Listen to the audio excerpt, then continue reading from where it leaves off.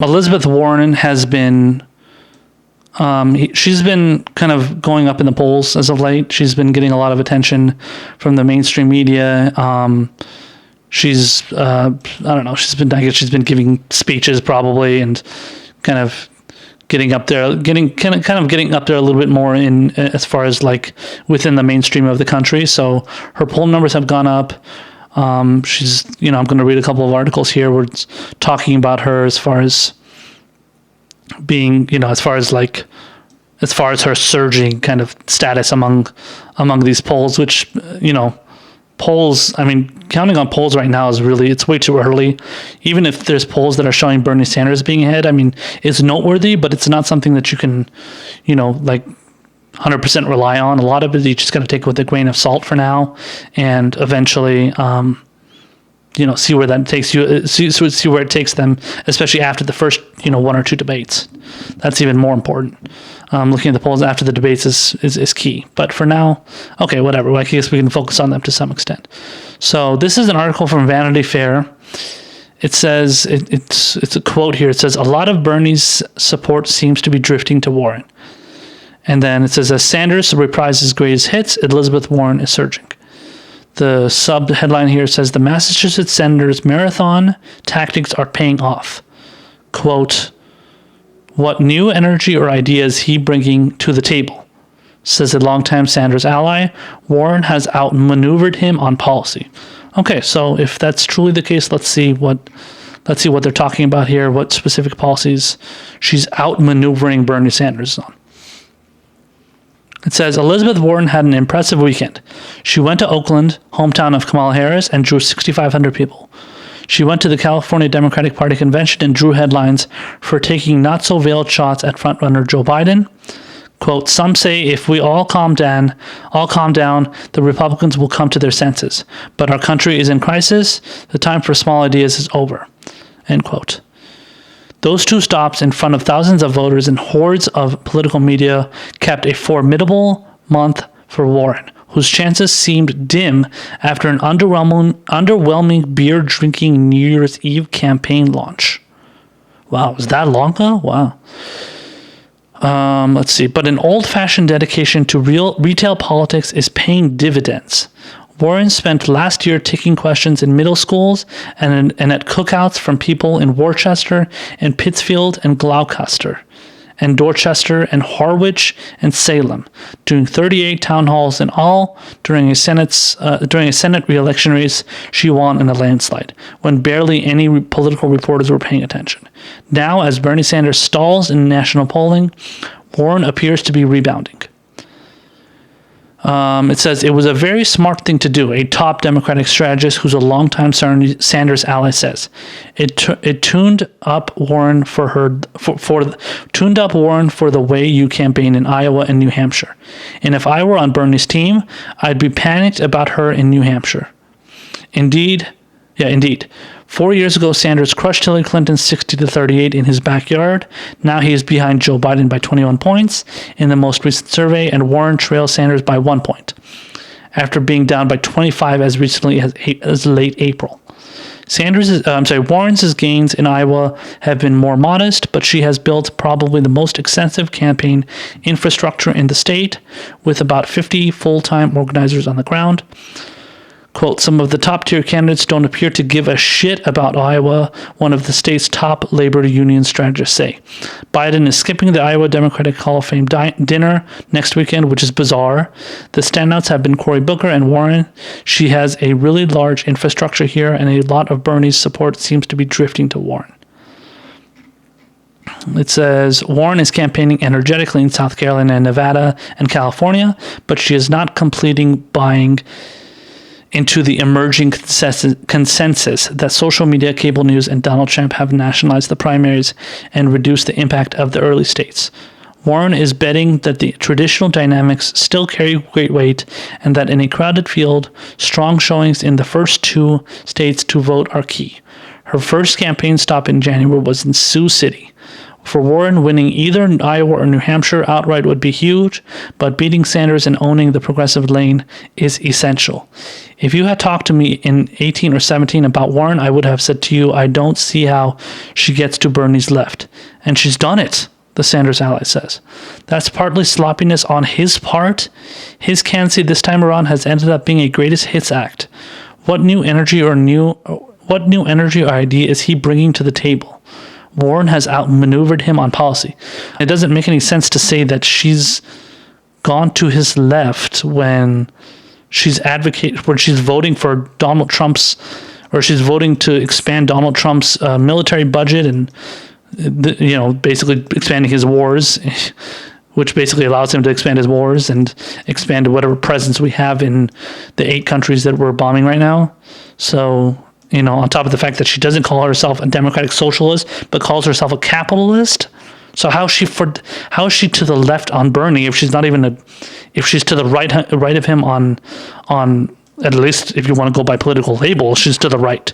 That's being a capitalist is not to the left of being a democratic socialist. Again, I'm not a big label guy, but I mean if you want to go by that alone, she's obviously not to his left. But okay, let's keep going here. It says, where Sanders has proposed free college, for instance, but Warren has gone a step further, proposing to eliminate federal student debts. Her plans for childcare and a wealth tax have also come across as fresher and more detailed. Those ideas were rolled out after months of research, but Warren has also been deft and opportunistic on shorter notice, calling Fox News a hate-for-profit racket when she rejected participation in a town hall with the network. You're seeing a candidate who actually came into the race with theory of how she wanted to run, and she's executed, the Democratic strategist says. She looked dead in the water at the start of the year. Now she's in position to seize the nomination. See, this is all media. This is all media hype, and this is typical. Because so what has happened? Before I read the rest of the article, it's just one more paragraph here, one more long paragraph. But I just wanted to let you guys know that when you see what the media is doing here, and how they're kind of boasting about, oh my God, look how wonderful, Elizabeth Warren is doing in the polls. They never said this about Bernie Sanders when he was, considered the most popular politician and still is the most popular politician as far as among all the senators and congressmen and stuff. He's the most popular politician in the country. And he is, he's been like that he's been known as that since at least parts of, I would say mid to early 2017, I think, if I remember correctly. Has the media ever talked about how he's so great with those poll numbers? No, because they don't want to acknowledge that Bernie Sanders might be popular, because that is going against their narrative. And before we've even had a debate yet, they're already talking about how Elizabeth Warren is doing so good in the polls, and she's putting out all these ideas. Now, when it comes to, for example, the fact that she wants to eliminate federal student debt. Now, I don't know. I can't remember if Bernie Sanders has addressed that issue, but I would be surprised if he hadn't. And he has proposed universal pre-K. He has proposed a wealth tax, obviously. He's, as far as I know, he's been very detailed on those things. I don't know what they're talking about. See, that's what I'm saying. They're not laying out any of Bernie's plans here. They're just talking about how Elizabeth Warren does this and that. But they're just completely ignoring and just kind of shrugging off anything that Bernie Sanders has ever said or done. The only thing that they give an example as far as what he hasn't done is the fact that he's proposed free college, but she's proposing to eliminate student debt. But does that mean that she's also proposing free college as well? I don't understand that. I don't know how that's a step forward. I mean, yeah, eliminating student debt is good, but then what happens when it comes to funding free college? So does she support funding free college or not? That's what I don't understand. Because I'm a college student. I graduated with a bachelor's degree, and if I had my student debts eliminated, that's great. But why should I have to have that student debt to begin with? You know what I'm saying? So like when I initially had my student debt, I had, upwards of, what was it, $30,000 at least of student debt. Now my parents eventually helped me pay that off after paying for it, in month after month. But they eventually helped me pay it off when they had enough money to help me. But I had that debt on my balance. You know what I'm saying? So I had to pay that off. So like when you're offering ideas of paying student debt, so you're allowing the kids to get debt, and then we have to, and then you're gonna say you can eliminate it. But then what does that mean for all the other future students, right? So what happens to all the other future students who have to obviously, put debt onto their student loans, and then, or they have to inherit those student loan debts and then have it on their record, and they have to pay them off, pay it off month by month, and all that stuff. Like that's still a burden to have that debt on your on your record. That's still a bad thing. So I don't really understand. Like it's kind of complicated because the article is not stating that she's in favor of free college. It just says that Bernie is in favor of free college, but she has gone a step further by proposing to eliminate federal student debt. So again, if you're going to be in favor of eliminating student debt, which is great, but you have to be in favor of free college, because if you're not in favor of free college, then you're just going to be putting debt on our balance, on our record essentially, and then we have to end up taking that, and then you're going to eliminate it. So I don't know. It's just not very detailed, obviously. I might have to watch some of her speeches do a little bit more research into what she believes to truly understand what her plan is. But based on this article, they're not really going into the details. It says, the last paragraph here, it says, sustaining her current momentum for the next 10 months will be far from easy. Warren's recent run of good press and polling means she'll be under added scrutiny in this month's debate. Her numbers with black Democratic voters remains weak. Swearing off fundraising from wealthy donors puts pressure on a digital operation that so far has delivered merely modest cash. Warren's explanations of her past claims to Native American heritage remain awkward, and voters in Iowa, the state where Warren badly needs to best beat expectations, and Bernie Sanders are slowly sifting their options. When a pollster calls and asks who they'd vote for today, Iowans will answer Biden or Harris or Sanders or Buttigieg, or one of the other 19 contenders. But their support is soft. Quote, when you do focus groups in the early states, what is an undeniable, particularly with caucus goers in Iowa, is that people are very committed to being uncommitted. A top strategist for one of the candidates says, they're totally open to the field and not making decisions right now. Biden is occupying the place in the electorate where people haven't fallen in love with someone yet. Warren has no shortage of plans.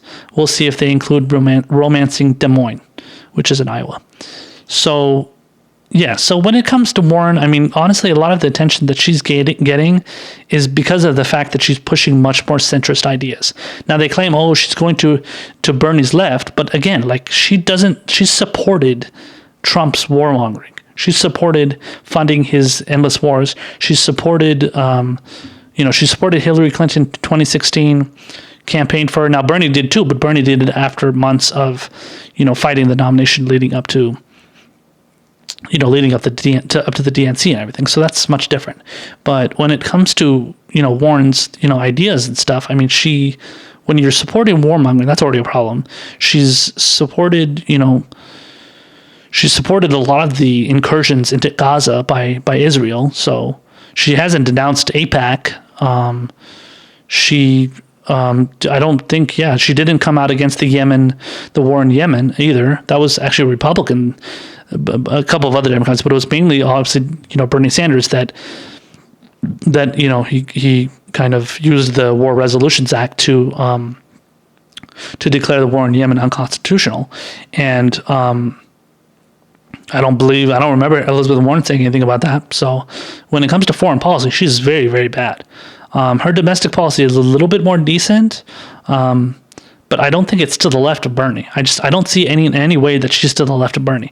The only thing that she is doing is that she is getting a lot more of the support from the mainstream, and she is getting a lot more support among Hillary Clinton supporters from 2016. I'm going to be getting into an article that's going to be detailing that as well. So we'll get to that into a lot more detail in a second. But yeah, it's just like a lot of this talk is just mainstream hype, and it's manufactured consent, and it's trying to get people to believe something that isn't actually true, but you just get people to like it kind of like it turns a light bulb on, you know, in their head to make them believe something that honestly isn't really true. It's just manufactured propaganda. It's just something to make you think like, oh my God, look how much trouble Bernie is. And look at one of the things that the people said in that article. They said, well, Bernie Sanders is repeating a lot of the same things. He's repeating his greatest hits. Like, so I don't understand. So what's wrong with that? So there's something wrong with Bernie Sanders saying the same thing that he was already saying in 2016, by the way, which was already popular. So he's saying things that he already believed, and he's just reiterating it, and he's just adding a little bit of more, you know, he's adding, well, obviously he has the name recognition, so he's adding on a little bit more of his, you know, personality to it, and his, you know, his branded name recognition, and he's saying this is Bernie Sanders, and, you know, I mean, majority of people, if any other person went out there and said that this is what, you know, Bernie Sanders believes and this is what he's staking his claim to, then they would be okay with that. I mean, if it was somebody other than Bernie Sanders. In this case, since it is Bernie Sanders, they obviously attack him for it for some reason. So it makes no sense. And all of a sudden, when Elizabeth Warren comes out with milquetoast ideas about eliminating student loan debt, which is great, but it's not addressing free college, the actual paying of free college, then what's the point? If you're not gonna want to do free college, then what's the point of eliminating student loan debt? That's only addressing half the problem. And as somebody that had to deal with student loans, I know how that feels. So I know that doesn't address majority of the issues. And if I had a situation where I could go to free college, where I could get free college, just like people in Germany and the UK and all those other countries do, then I would prefer that a hell of a lot more over just eliminating student loan debt. So once you get that debt, then it becomes a problem, you know. And if you're willing to eliminate that, that's fine. But my whole point is that the student loan debt wouldn't exist if you had free college, you know? So, okay, eliminate the student loan debt that people have already endured. That's a different story. Like the student loan debt that somebody has, that, okay, you want to eliminate that, that's okay.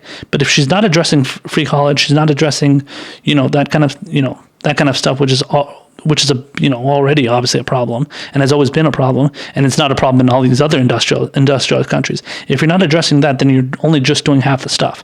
And that's, in my opinion, showing her to just be an opportunistic neoliberal and a centrist, and that's why she's getting a lot of the support of the Hillary Clinton supporters and a lot of the, you know, mainstream media, which shits on Bernie all the time, but all of a sudden they're giving all this attention to her for some reason. Just doesn't make a lot of sense. So if she's like this big time progressive, you know, whatever, I mean, they would obviously hate her, but obviously they don't, because she's catering to a lot of what the Democratic establishment wants, on top of the fact that she's calling herself a capitalist, even though Bernie is calling himself a democratic socialist, but somehow that makes her to the left of him. Yeah, so all of this stuff, all this, you know, kind of propping up Elizabeth Warren, it's bullshit. It's the typical just media trying to portray somebody as being something that they're not. And that's only because, you know, they just can't stand, you know, the media just hates progressives so much. They just want to shit on them constantly so that they can prop up somebody that's like more milquetoast and more so-called pragmatic, even though they're bought to like, they're into, you know, they're giving into like corporatist, you know, the corporatist entities of the, you know, of their party. And by the way, like I said in a segment, you know, before, or was it maybe this segment, but let me just reiterate it, that Elizabeth Warren agreed to not take corporate cash during these primaries. But if she says if she ends up facing Donald Trump in 2020, she's going to be happy to take corporate money. She's going to be happy to do everything that you know, that progressives should be against, which we are against. And she's like, no, she's like, I'll take the corporate money if I'm facing Trump, because we're facing Trump and he's an existential threat, and we have to defeat him. So let me take a bunch of corporate money. Okay, but then what happens if you take the corporate money and then you become president? Then who are you going to do favors for? You're going to have your, just like the way that every other politician takes corporate money and then they owe favors to their donors and to their best buddies who are giving them money. She's going to have the same obligation. So what? She doesn't realize that? Does that not register in Elizabeth Warren's head all of a sudden? I don't get that. Like, it's an obvious conflict of interest when you're getting money. I mean, obviously it's not seen as a conflict of interest by the establishment, because they're okay with any politician taking corporate money. But in this case, she's saying, "Oh yeah, I'll take corporate money if I'm facing Trump." But then what happens if I'm president? She's probably not going to she's probably not even going to answer that, because then obviously she would have to say like, I don't know, I'm not going to. Yeah, maybe I'm not going to take any more corporate cash. So it's just, she's, in my opinion, Elizabeth Warren is becoming the next Hillary Clinton, and she's trying to separate herself as being like this, better version of Bernie Sanders or somebody that can beat Trump, even though in reality, I think she would do horribly against Trump, just on the fact that her ideas are very milquetoast and they're not lefty at all. They're not leftist at all. And then she's going to be painted as a socialist and all this other stuff, and a communist and a socialist, and and all she's going to have to say is, oh no, I'm not socialist and I'm not communist because I support capitalism. And then, okay, so who's that appealing to? If you're going to respond to being a socialist, if you're going to respond to Trump calling you a socialist by saying you're a capitalist, which she already says, that's not going to excite anybody. That's just going to be a defense mechanism, and then Trump is going to continue shitting on you with his shitty policies, but he's going to continue attacking you with his, obviously very strong and aggressive rhetoric. Now, how is she going to handle that? I don't know, but we'll see.